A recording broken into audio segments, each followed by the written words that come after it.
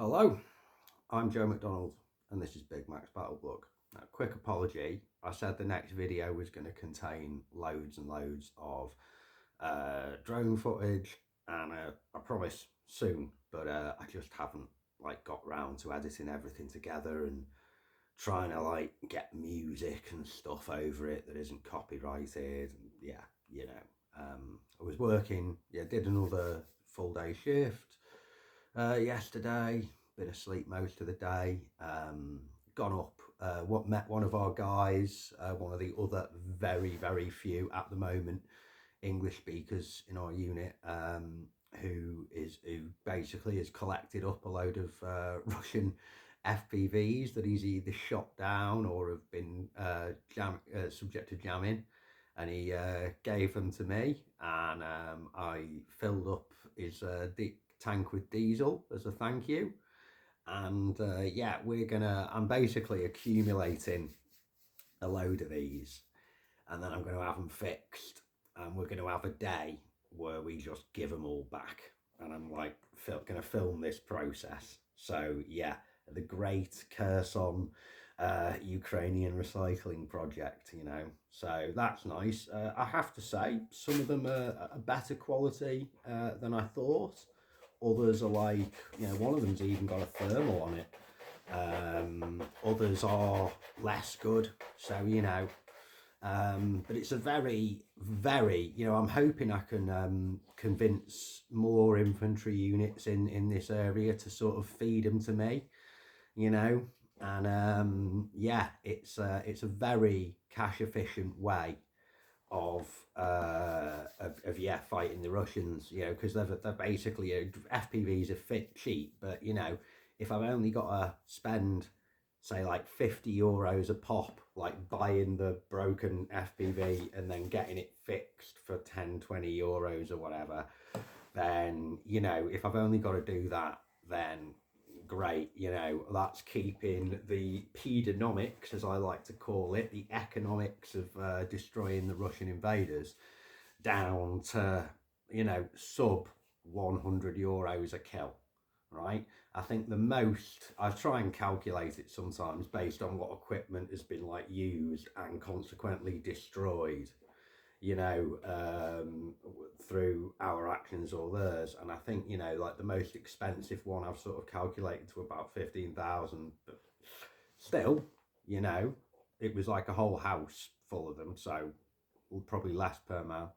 I don't know how many are inside. And then, we've also got it down to €200 before now. Cheap FPV, that's it, simple, no extra equipment involved. So, yeah, what can I say? Sounds pretty fucking macabre, but, that is one of the aspects of the logistics of the job. So, yeah, anyway, I am now going to talk about how to survive being attacked by a drone. Okay, now first of all, we need to understand the different types of drones that we encounter, and what that means in the context of how you survive them. Now, the best way to survive and avoid all drones and what they can cooperate with, like artillery, or for instance, is not be seen. So that's number one. But you can't always not be seen. So one of the things I've noticed, and this is unanimous across the line, from so many different bits of our drone footage, is the Russians seem to stay still when they've got a Mavic above them. This is not what you should do. Okay, now hitting someone with a bomb from a Mavic requires quite a few seconds usually of lining up, of getting the drone to hover in the right spot. It's a little bit tricky, and if you just stay under a tree for instance, like, yeah, mate, we can see you. It's probably, you know, branches don't really offer much protection from airburst if it goes off in the tree above you. The bomb normally seems to find its way through the branches and go off on the ground anyway. And yeah, you know, it's just what are you doing? You know, if you stay still, you're making it easy. So move. Now, obviously, there are other things going on in the battle space that might mean it's impossible to move at that moment, in which case you are like fucked, you know, because there's like, say, snipers or machine gunners or something that are just gonna like drill you if you fucking get out your hole and move. But if there isn't, yeah, you should move. So that's one of the key things about surviving attacks from drones, is trying to understand what kind of drone you're up against. If it's an FPV, things get more difficult. And of course, you've got two main types of FPVs in a way, which is signal guided and wire guided. And this makes a big difference, okay? Now, let's deal with the wire guided ones first. They are obviously, you know, they're the new thing, but that wire, although it is quite strong, is not particularly strong. And this means that the topography of the landscape, like the hills, the valleys, the physical objects in that landscape, trees, buildings, wires, poles, chimney stacks, etc., all can cause that wire to catch and break and interrupt the feed, right?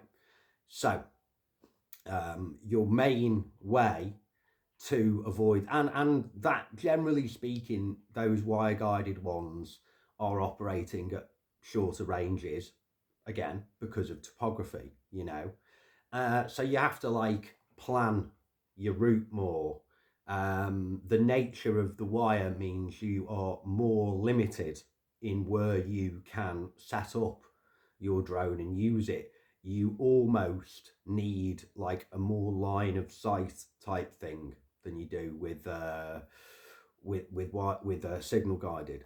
Now, of course, signal guided drones are susceptible to jamming and other things, other ways that signals can get interrupted, which can be as much as just like, oh, that was a big bang, relatively close. They can be interrupted by things like, for instance, down here in the Kherson region, across from us, there's Aleshki Sands, which is Europe's biggest desert. And it's on windy days when a lot of, and obviously we're in a coastal area as well, and Kherson region itself is on the sandy side. So it's all ancient seabed here, you know. Don't see many fossils though, which is a shame, but I digress. But yeah, Kherson region, when a lot of sand gets kicked up into the air, this affects drone performance, especially longer distance drone performance and stuff like that, you know, because they're on the other side, closer to where the desert, so more sand. But you know, it can come our way and it fucks with FPVs and stuff as well. So there's all kinds of factors. But you know, despite all the jamming and rebs and stuff like that, you can still get, and we have and do recently, like 20-25 kilometer missions out of FPVs, you know. So yeah, but avoiding FPVs, principally, you've got two options. If it's got to the point where you can hear it and see it coming in, they can go very, very quick, but they generally slow down a bit for the assault phase. Now, this is all, again, down to like pilot skill, and also what they, you know, what topography, what objects are in the way, and how they have to fly accordingly. But, you know, some guys, you know, most of the videos you see of FPVs are ones where the FPV is going slow. And the reason that's the sort of video you see of FPVs in action is because that's the sort of video that's easy to do, because the FPV is going slow. right? There's loads of situations where the pilots are like, okay, basically my target is to hit that house. And again, because of topography, because of situation, because I'm familiar with the target area, and I don't really need the navigator to like help me find this at all. I can just go poof, you know what I mean? Like that happens all the time as well, right? You know, I've seen guys down here take out boats on the fucking, you know, uh, on the river that were doing like 50 mile an hour, you know, 80 kilometers an hour. So that's again, that's skilled pilot level, but it's totally possible to do that kind of thing, you know. So the thing with FPVs is, yeah, you are limited to jamming, right? Maybe it's a personal one, maybe it's a car one, maybe it's a position level one, but obviously that doesn't work against the signal. The wire guided ones, your like kinetic things, shotguns, shooting at it, you know, but that again, if it's coming at speed, you might only have a few seconds, you know, to do that. So it's like, yeah, it's not like some Iron Dome bubble, you know, putting a few guys in the back of the pickup with shotties, you know. So yeah, but I would say, you know, basically diving for finding cover is finding cover or finding things that can interrupt the wire. Like if it's a wire guide, you know, if it's a wire guided drone, if you're in an open field, you're fucked. But if you've got some trees and buildings around and you're fit enough to like run really fast in a circle, you might just make it. You know, otherwise getting inside a structure or a trench and hoping it doesn't go off so close to you that the fact that you've got a bit of a corner or a bit of a fucking wall in between you and the explosion doesn't matter. FPVs are difficult to survive. Mavics a lot fucking easier, which is why it confuses me why people stay still, you know, when evidently in some cases they do not have to stay still. You know, so yeah, ways to survive drones. Baba Yagas, different fucking thing entirely. Mostly they get used more like a Mavic, right? But they can also be flown more like an FPV as well. So, you know, and some of them are dropping one large bomb, some of them are capable of dropping multiple fucking bombs, you know. So, again, but disadvantage to Baba Yaga, it's bigger, which means it's easier to hit. And while not every hit on a drone is going to put it down, generally speaking, you know, there's still more material areas on a Baba Yaga that will cause it to come down than there are like on a Mavic or something like that. So, you know, that's the main disadvantage of them. But those things can go like if it's the right Baba Yaga, because it's a whole, Baba Yaga is like a whole family of drones that basically just comes down to bigger drones. They can be a large, like hexacopter, octocopter, like FPV, like kind of, you know, what the fuck's on? You know, well, this is a 10-inch FPV thermal with the drop kit, and they can be sort of double the size of this with like a rotor here and a rotor here, you know, and carry like 6 to 10 kilos or something, or they can be like an adapted or even now custom built large agricultural drone type thing, you know. Yeah, they can do some they can do serious damage. I mean, but if one of them is, I would say moving is yeah, if you're in a position and you hear a fucking Baba Yaga that's now hovering over you and you've got options, I would say scatter, right? Because just hoping that I mean, if you're in a really good structure, like thick, you know, like 2 foot thick plus, 60 centimetre plus thick concrete walls and ceiling, probably be all right. But yeah, if you're in like, a sort of Ukrainian countryside, wooden walled or thin walled tin roofed house, then you're fucked completely. So yeah, it's down to how much cover you've got. But if you're in a flimsy structure, fucking peg it, basically. Fixed wing drones, you won't even see them. You might see a dot in the sky at night, but is it one of your drones, one of their drones, a fucking, one of the satellites, who an alien, who knows?